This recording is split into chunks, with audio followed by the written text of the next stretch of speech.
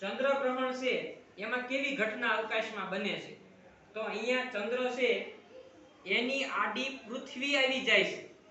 જેમ કે ચંદ્ર ફરતો ફરતો પૃથ્વીની એવી સામે આવી જાય કે પૃથ્વીના અડધા ભાગ ઉપર આ રીતે ચંદ્ર દેખાતો બંધ થઈ જાય, ત્યારે ચંદ્રનું ગ્રહણ થયું કહેવાય.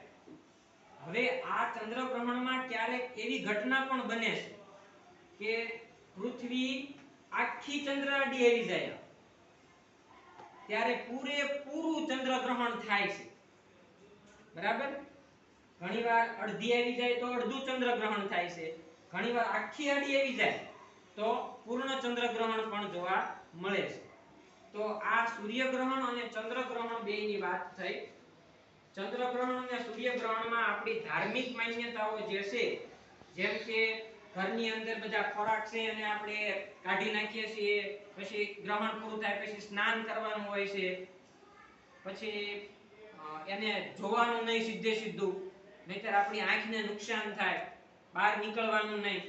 તો આના માટે આપણે ઉપાય ઈ કરવાનો કે ગ્રહણમાં જોવા માટેના સ્પેશિયલ ચશ્મા આવે, એ ચશ્મા વડે જોવાનું, કા ટેલિસ્કોપમાંથી જોવાનું, અથવા તો એક્સ-રે ફિલ્મ આવે એમાંથી પણ જોઈ શકાય.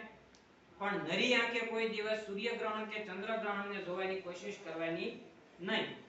ઓકે.